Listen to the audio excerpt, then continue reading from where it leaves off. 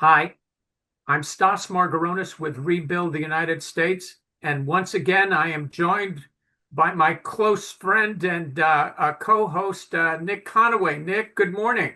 Good morning. Thank you for having me again. Okay, Nick, we talked in the last segment about housing and about what the challenge was for younger people to afford a house. And the challenge is that it's almost impossible, right? Yeah, yeah, it's definitely a struggle. And we talked a little bit about the issue of not only is housing expensive in the United States and especially in California, where we both live, but incomes are an issue. Yes. And and I was talking to you about my time as a warehouseman way back when in 1982, where I made $12 an hour as a warehouseman. And that was I worked for the Thrifty Drug Company, and we had a number of drug stores in Southern and Northern California. And in the warehouse, we got orders from the stores every day, and we filled those orders. Some of them were heavy goods, paper bags that weighed 40 or 50 pounds. Some of them were nail polish in different parts. And that was the job of the warehouse worker, was to fill those orders and send them to the stores. I made $12 an hour as a union warehouseman, I should say. And at that point, uh, $12 an hour, we discovered today is $40 an hour. So I was making the equivalent in 2025 of $40 an hour. I also had benefits. I had health care. I had Kaiser, in fact, Kaiser Healthcare. I had vision care and I had dental. So with my benefits, I make close to $50 an hour. Now, $50 an hour, I have a little better chance of buying a house, don't I? Yes, yes, you do. Okay. So, So go ahead. So that I think that's one of the differences. So just going back for a second, a little bit on history, back in 1973, we had the Arab oil embargo, which caused a big spike in oil prices and fuel prices.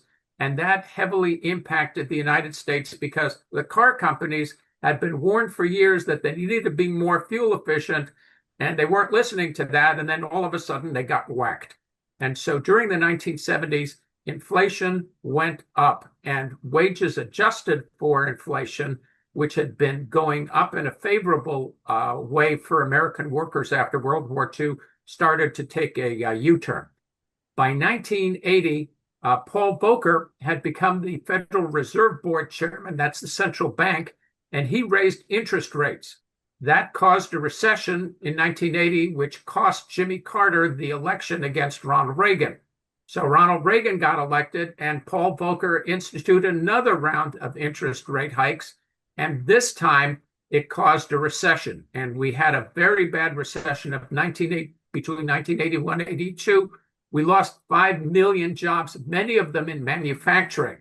And I was telling you before we got on that I was criticized at that point by a lot of younger Republicans, mostly, who really didn't like overpaid American workers.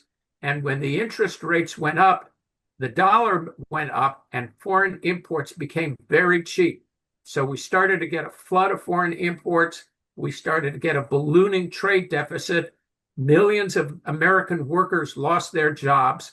And all of a sudden, a bad situation got worse. And the overpaid American workers in areas like steel, in auto, machine tools, and all of the related fields lost their jobs.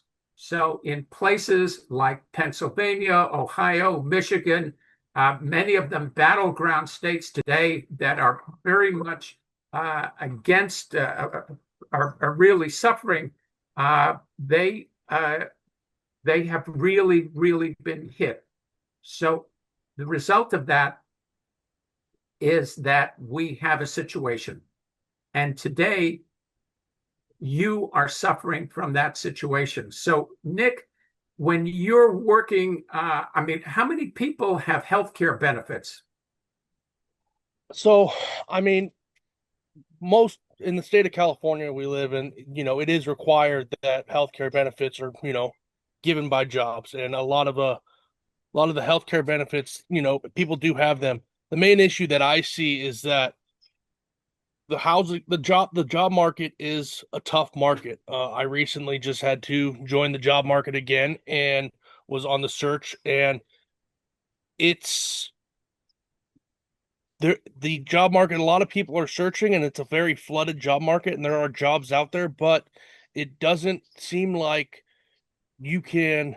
Even when I was younger, you could apply for a job that you had no experience in, but you had good work ethic, you had a good head on your shoulders, and they would train you.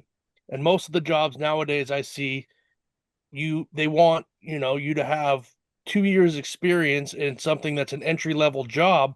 But how are you supposed to get those 2 years of experience in that kind of job without getting given a shot?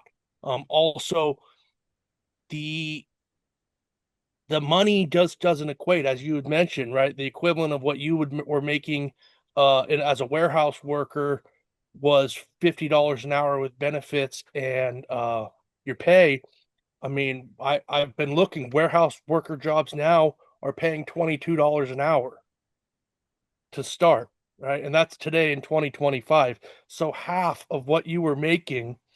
So with with that being said, how expensive everything is, the housing costs, food costs, fuel, insurance, everything that it takes to live now as a young person, it's it's almost unfathomable to believe that I will be able to purchase a house in the state of California without some sort of assistance or getting lucky.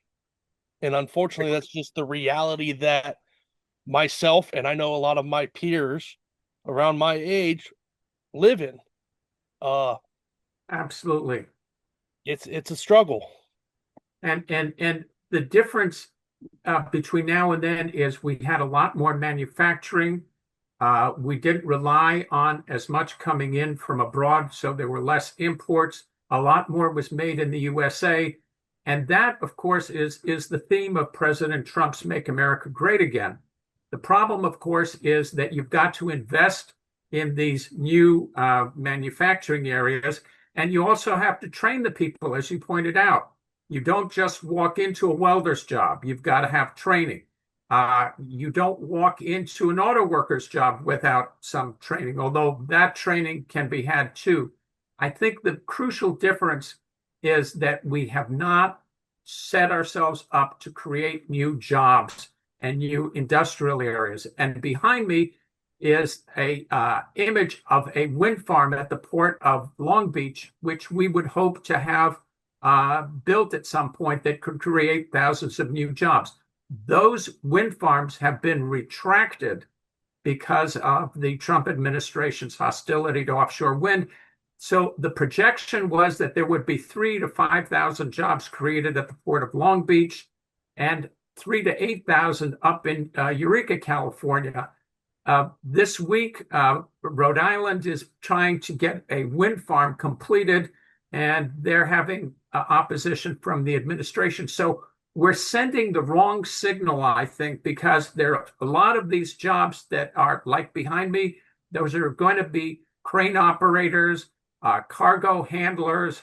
There'll be maritime jobs, and they will be paying good wages. And we get rid of jobs like that behind me, and we don't give anybody an opportunity. We don't give our workers a chance to rebuild the United States. So with that, Nick Conaway, thank you very much. This is Stas Margaronis with Rebuild the United States. You can find us at RBTUS.com. And my co-host and co-discusser is Nick Conaway. Thank you. Thank you for having me, Stas. Thank you, Nick.